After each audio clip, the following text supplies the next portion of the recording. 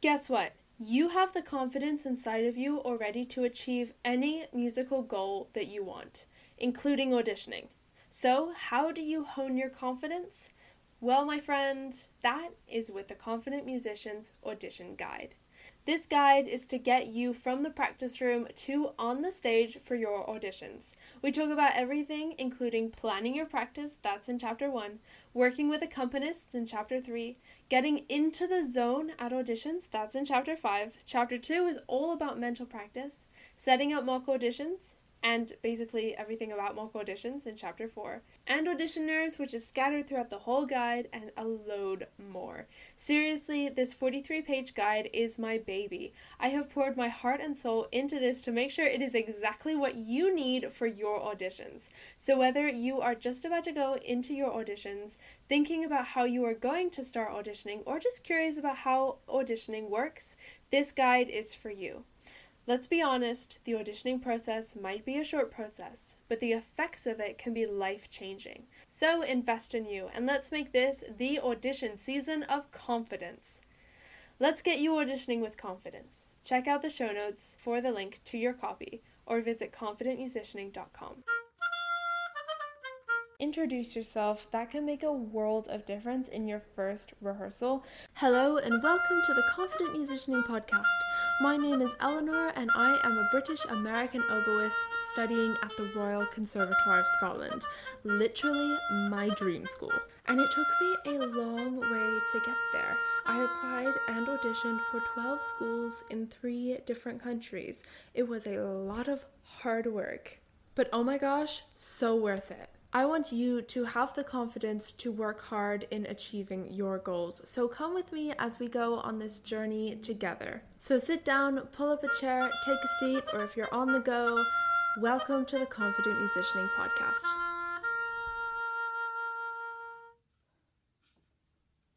Hey there, welcome back to the show. It is that time of year again when the youth orchestra season is starting up.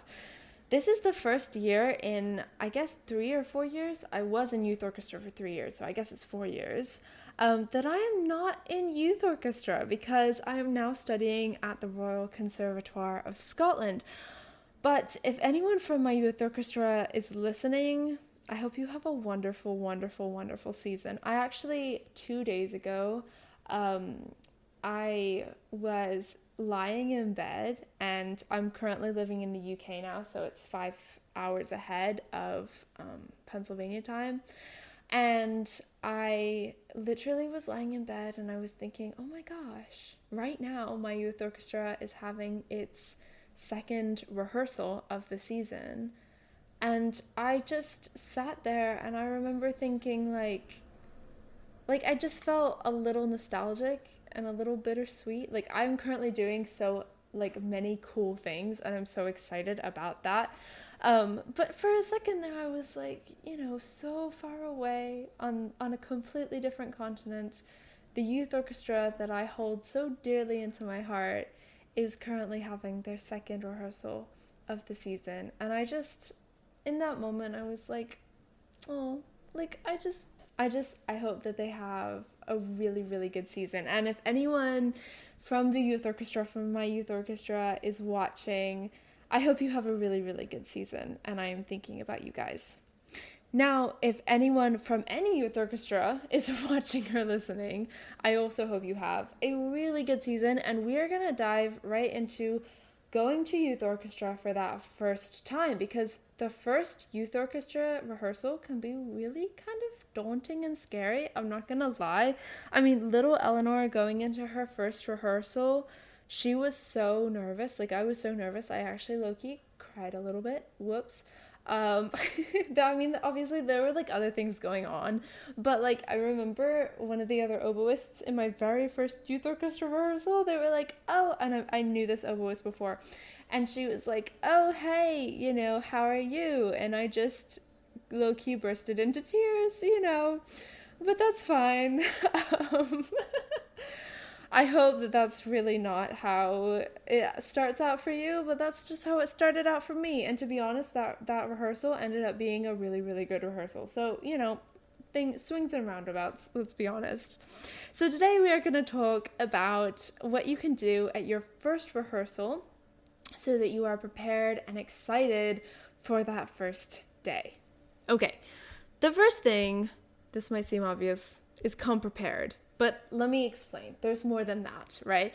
So this might seem obvious, but make sure you have everything like physically. So you have a pencil, you have your music, you have your instruments. Sometimes, especially if you're nervous, you might forget one of the main staples of, a orchestra rehearsal, and we don't want that. So make sure you have all of those things, but also come prepared mentally. So if you don't already have the music from your youth orchestra, see if you can get it in some other way, maybe through IMSLP, or literally just contacting the youth orchestra and saying, hey, can I, do you have a photocopy of the music? Sometimes they might be able to do that for you, sometimes they won't, but just kind of understanding what music you're going to be playing and also listening to recordings of that music. It's really good. I mean, some youth orchestras, it really depends. Sometimes some youth orchestras, you have the music before your first rehearsal. Other youth orchestras, you get the music at your first rehearsal. I've kind of dealt with both situations. So just kind of be aware of that and know what to expect, but also listen to the music beforehand so you're not coming in like completely confused. Come ready to focus and work and have a good time. Just make sure all of those fundamentals of like the stuff that you have and you're prepared. Okay? The next thing is to say hello to the conductor and other adults there. Like, make a good first impression. I remember when I was in elementary school, like I was 6 or 7, and I was in the library and we were having story time, and there was this story, and like, I don't know if anyone else in my class remembers this, but I definitely remember this story because I thought it was so cool. So basically, this story is about a person getting ready for the first day of school, and this person keeps saying, oh, I don't want to go. You see them like eating breakfast or getting out of bed, and they're like, I'm nervous, I'm scared, I don't want to go to the first day of school, I'm dreading it, blah blah blah. And then towards the end of the book, you get, you see the person going to school and getting, standing outside the classroom, taking a deep breath and saying, okay,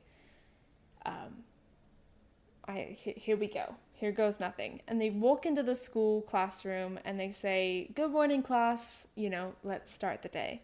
And I remember being like, 6-year-old me going, oh my gosh, what a plot twist. Like, the person who was, nervous about school was the teacher, not the student.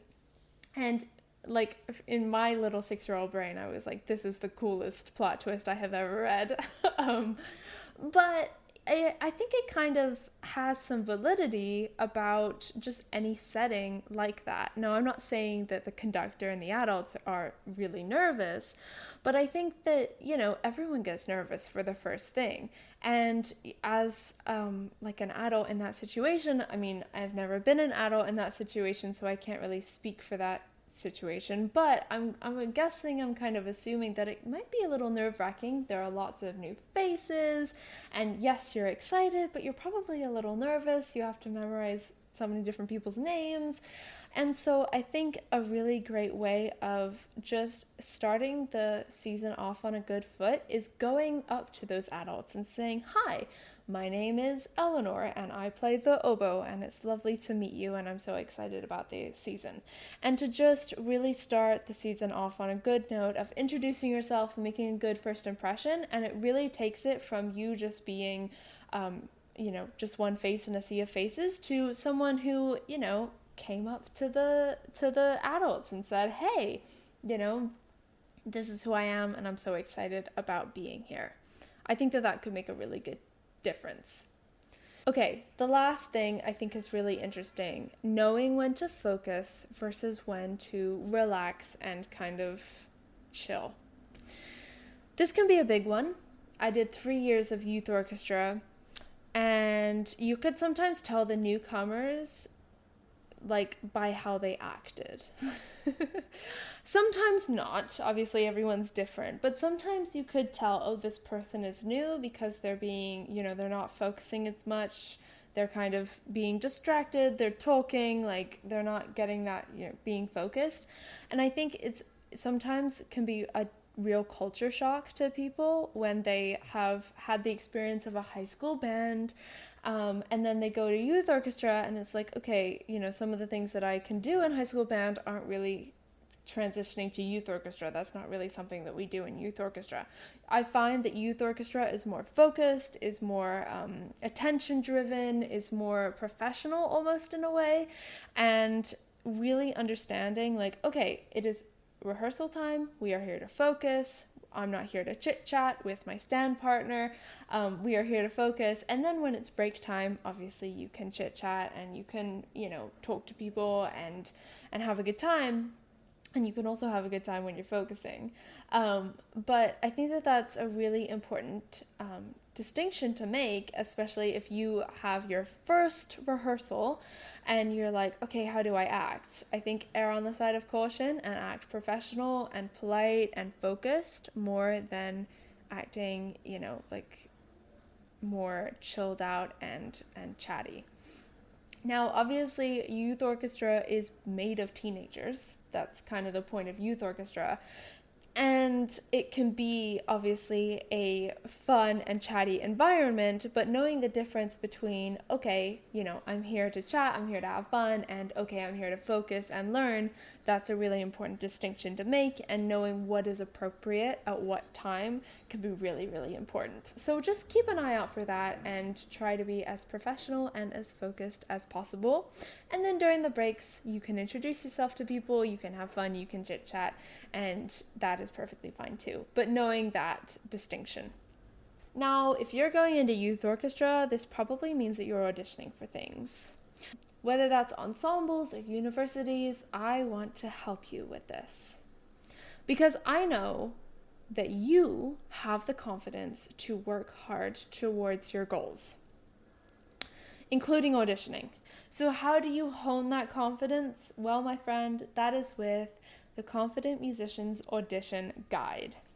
In this guide, we talk about everything, including planning your practice, which is in Chapter 1, working with accompanists in Chapter 3, getting into the zone at auditions, which, let's be honest, is so important, in Chapter 5, mental practice in Chapter 2, setting up those mock auditions in Chapter 4, audition nerves, which is sprinkled throughout the whole guide, and a ton more.